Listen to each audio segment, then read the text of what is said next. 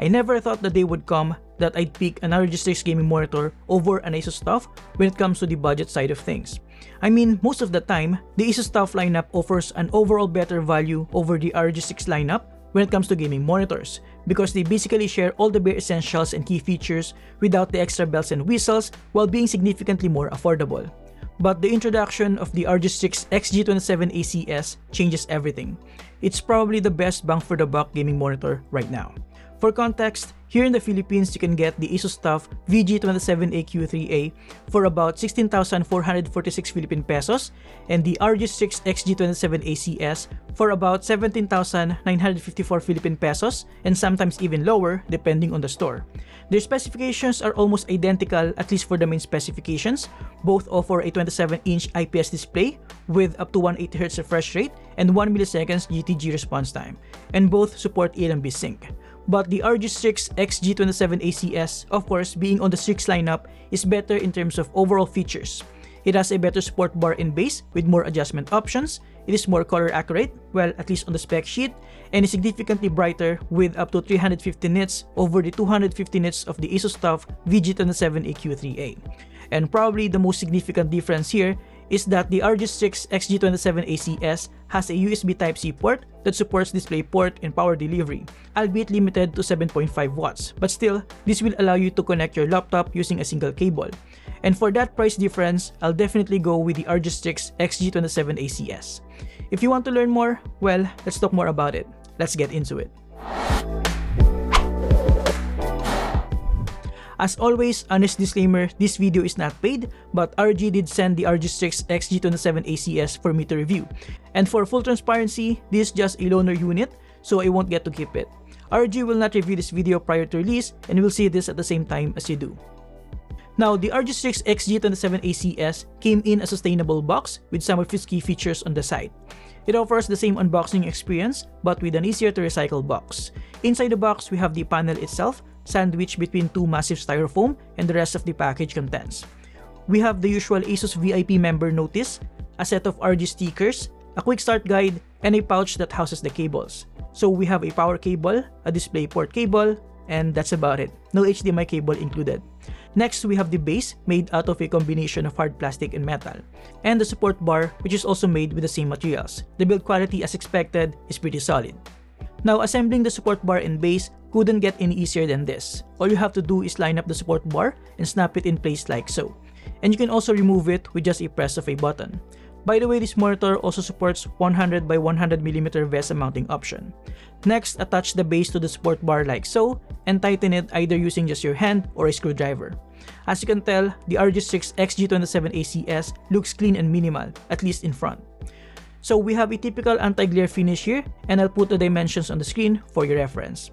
As usual, we have relatively slim bezels here with a slightly thicker bottom bezel that has a small RGI logo at the center. What I like here though is the support base that features a significantly smaller footprint compared to those with the V-shaped base. Not to mention, it also has a nifty smartphone holder which may come in handy. Now, in terms of adjustment, you can push it as low as this, which is super close to the surface, and push it up as high as this with a very smooth but sturdy sliding mechanism. You can also tilt it forward up to this point and tilt it backwards up to this point. And yes, you can also swivel it side to side up to 45 degrees. Aside from that, you can also pivot it up to 90 degrees for portrait orientation. Just make sure to lift the bottom part first.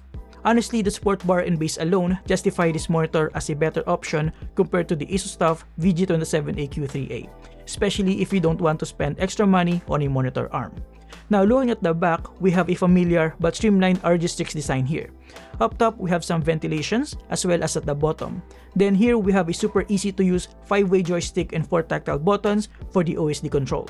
And then on the other side, we have a Kensington lock and an RGI logo that is not illuminated to cut costs. The support bar shares the same features as my significantly more expensive ROG Strix OLED XG27AQ DMG with a 1/4-inch thread up top, some RG accent branding, and a cable management hole at the bottom. In terms of the input and output ports, as I alluded to earlier, we have a USB Type-C port that supports DisplayPort and power delivery. And although it can only provide up to 7.5 watts of power, it is still enough for you to connect your laptop using a single cable. It just won't charge it significantly. Aside from that, we also have one DisplayPort 1.4, one HDMI 2.0 port, a 3.5mm audio port, and the power port. Now, before you move on, I just want to ask you to please consider subscribing to my channel. I'm deeply passionate about this, and I want to continue building this with you. Thank you. Now, finally, let's talk about the display quality. As I alluded to earlier, one of the significant advantages of the ROG Strix XG27ACS over the ASUS TUF VG27AQ3A is its significantly higher brightness, and as per testing, using my Datacolor Spider X color calibration tool, it can output up to 359 nits, which matches and even slightly exceeds its 350 nits specifications. Does it matter? Well, it depends. Higher brightness means you'll get a better dynamic range and of course, a better viewing experience in a brighter environment. However, it's worth noting that 350 to 400 nits is still not enough for proper HDR content, but it's definitely better than the 250 nits of the ASUS TUF VG27AQ3A. Now, using the same color calibration tool, the ROG Strix XG27ACS can output up to at least 100% sRGB, 81% NTSC, 85% Adobe RGB, and 91% DCI-P3. And while it's supposed to be better than the ASUS TUF VG27AQ3A, at least for my sample here, is slightly lower compared to my ASUS TUF VG27AQ3A that has up to 95% DCI-P3. But make no mistake about it, the display quality of the ROG Strix XG27ACS is absolutely outstanding, especially for its price, and is definitely capable for media consumption, social media applications, content creation, and of course, gaming. As you can tell, the colors are super vibrant, with crispy detail, and with a good balance between the 27-inch size and 1440p resolution, the image clarity is definitely something anyone will appreciate. Viewing angles are also pretty good, as you can see by these sample clips. Even on an extreme angle like this, the image quality is still pretty good. However, while it does offer some decent contrast, black levels and backlight bleeding or IPS glow are definitely not its strong points. The IPS glow is quite visible here, especially looking from the sides, and for someone who now uses an OLED panel, I would say it's quite jarring. That made me realize I cannot go back to IPS or VA panel anymore. On the other hand, with an IPS panel, of course, there are no dark spots on a white background at all angles compared to TN panels, which is nice to see. Aside from that, text clarity is outstanding here, with crispy edges and no color shifting while scrolling, something that my OLED monitor is inferior to due to its unorthodox sub-pixel layout.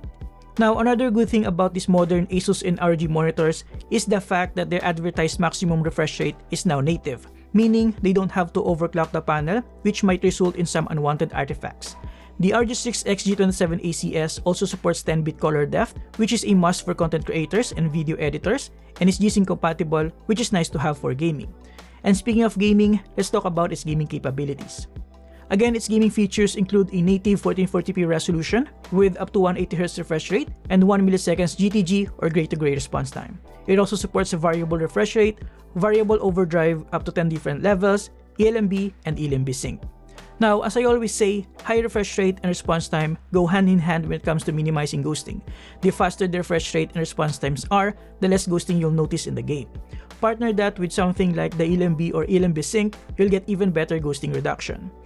But check this out. Usually when using eLMB or eLMB sync, there's a noticeable reduction in brightness. A good example of that is the ASUS TUF VG27AQ3A.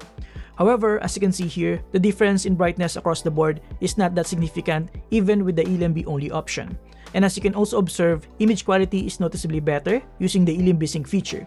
And this is actually the first time in my experience to finally recommend using the eLMB sync feature, as it doesn't have any significant drawbacks other than the backlight strobing effect that, while may not be visible in the naked eye, still might cause some headaches for some.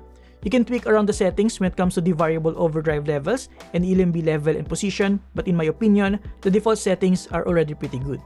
As for the real-world performance, other than the fact that it's not as contrasty and as fast as my OLED panel, if I don't have my ROG Strix OLED XG27AQ DMG, I would be perfectly happy with this.